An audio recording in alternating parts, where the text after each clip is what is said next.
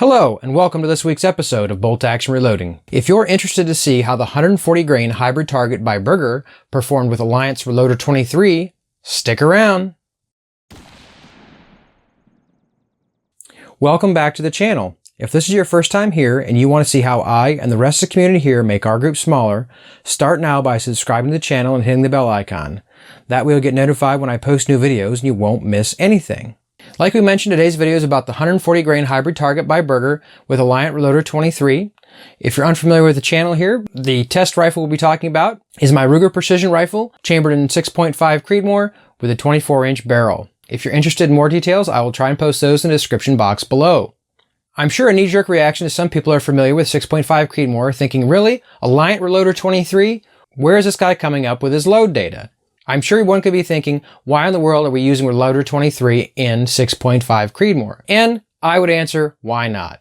If you're familiar with the channel, you know that I actually had fairly good luck with getting some significantly high velocities with the 135 grain Berger behind Reloder 26. Though we did not see spectacular results with Reloder 26 with the 130 grain projectile, I wonder if we found a powder somewhere between those two, if we would find again some very interesting performance. Thus today's video. And actually, we do have a data source for today's video. In case you're interested, the max charge that we found was actually on Alliant's website. You may be surprised that there actually is Alliant Reloder 23 data in 6.5 Creedmoor on Alliant's website. Though I won't be able to give you very good estimated values, I will tell you that our max charge of 45.8 grains that we test today was the estimated 2799 feet per second that we will use in our data. Getting right into our load, obviously today's projectile is the Berger 140 grain hybrid target, part number 26414. The brass we're using today is Lapua 6.5 Creedmoor brass. The primer for today's video is the Fed 205 Match AR primer. If you're wondering why we're using the AR primer, you might want to check out our primer video. But the short answer is, guys, we have seen some significant primer cratering using the small rifle primer brass. And since our test rifle does not have a bushed firing pin, we tend to see primer cratering even on lower pressure loads simply because of the construction of the rifle. So to combat that a little bit, we will be using the Fed 205 Match AR. We have seen some significantly good performance with this primer in some previous testing, and we're hoping for the same today. Moving along, the powder for today is Alliant Reloder 23. We're loading from 44.6 grains all the way to 45.8 grains. The cartridge overall length that we're loading to is actually 2.870. I did find that I had some reasonably small groups with my rifle at that OAL, and so that's why I picked that. The actual data from Alliant is actually a shorter overall length, but it is also a slightly different projectile as well. In case you might not be completely familiar with Berger projectiles, these projectiles are a little bit more expensive. However, guys, I will tell you are getting a little bit of what you pay for here. The projectile weight is very consistent. The overall length on these is very consistent. You will definitely see a significant difference in quality from some of the cheaper projectiles into these Bergers. Speaking of that, we might as well get right into our data. Starting off at 44.6 grains, our actual achieved velocity was 2714 feet per second. Our standard deviation right out of the gate was only 5, with an extreme spread of 13, and started off our day with a .861 MOA group. Moving along to 44.9 grains, our achieved velocity was 2733 feet per second. Our standard deviation went up to 8.3, extreme spread of 19. And if you're familiar with the channel, you know I'm not a big fan of doing 4 versus 5 shot groups, but in today's video, we will be doing that. Our 4-shot group was actually only .383 MOA, but if you include that flyer, 1.01 MOA. You guys can decide for yourself.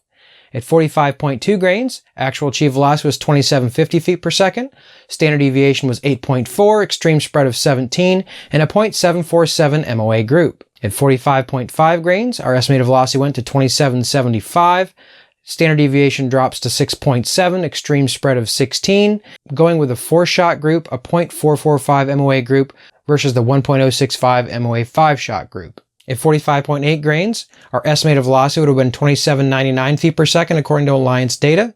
Our actual achieved velocity was extraordinarily close at 2796 feet per second. Our standard deviation was again 5, extreme spread of 13, a 4-shot group of .318 MOA, and a 5-shot group of .905 MOA. You guys make your own call. Consider it a little bit of cheating that I used the Lapua Brass in this case. Probably gave us a little bit better results. At least it seems the more testing I do with it. Overall, this is probably the best brass I've tested on the channel as far as being able to achieve overall consistency.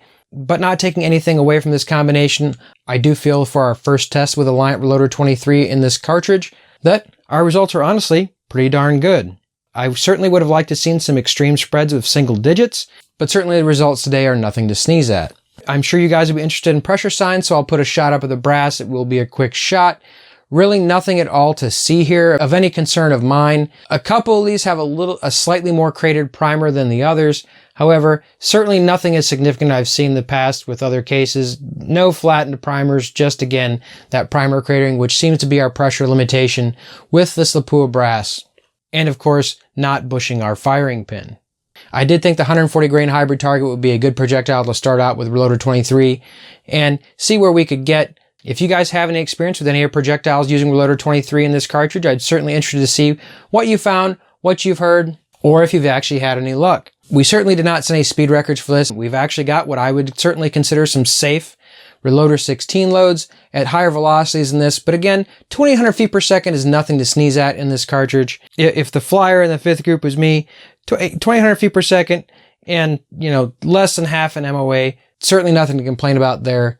Overall, really good performance. But again, if you have any experience, I'd love to hear from you in the comment section below. So guys, that's pretty much today's video. If you have any comments or questions, please post those in the comment section below. If you're new here and you like the content, you're interested in what I do, please hit that subscribe button, hit the bell icon so you get notified when I post new videos.